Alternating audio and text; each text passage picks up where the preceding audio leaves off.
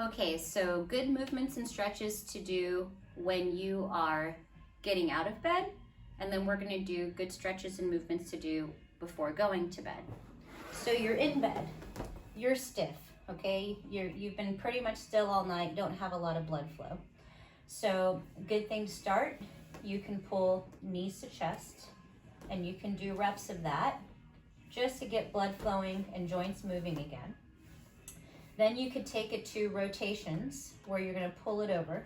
And your goal is that the side upper body that is opposite of the side you're pulling towards stays down, and that you can eventually get the knee to touch, okay? So same thing here, upper body, and rotate to touch, okay? Then you did some flexion. Let's do some extension work because we spend all day flexed. Do some ham curls and pull your heels to your butt. You can do both at the same time. Do some reps of those. And of course, press-ups. They're great to do for herniated discs anyhow, and it's good to work your body into extension because we really sit flexed over pretty much all day, okay? So those are good to do before you get out of bed. Now, we just spent all day like this, so let's get out of that. Now, you could use a loop if you needed to put around that ankle, okay? And then what you're gonna do is get into a lunge position because all of this stuff just got folded all day. We need to lengthen it, and people don't stretch their quads and hip flexors properly enough. Before you even bother to lean into that front leg, I need you to pull this way. Tuck your butt between, or your tail between your legs, because you don't want to cheat and get into an arch. So tuck, then you can lean, okay? So you're holding that tuck. This did not go into an arch position. Now, you can either use a belt, okay, so we're here. You can use the belt to pull on this quad and leg to really feel that stretch if you need to. If you're able to grab it with your hand, lean forward and down and turn your body, and you can add a little bit of a pec stretch in there.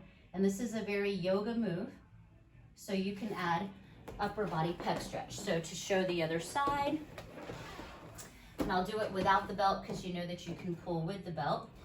We're going to be here, here, here, and leaning forward, turned, and getting a bit of a pec stretch while you're getting a hip flexor and quad stretch.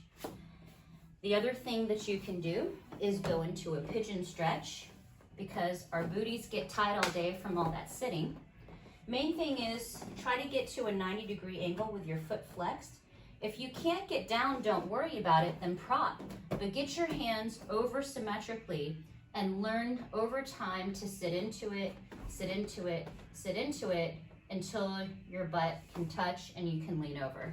Okay, so again, foot is flexed, knee is bent 90, get over symmetrically, and then eventually be able to drop into it.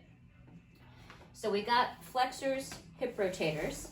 You can still stretch hamstrings and calves at the same time. You make sure these headlights are turned this way. Don't open up. Lock your knee, flex your foot, sit up tall. If you already feel the pull, great.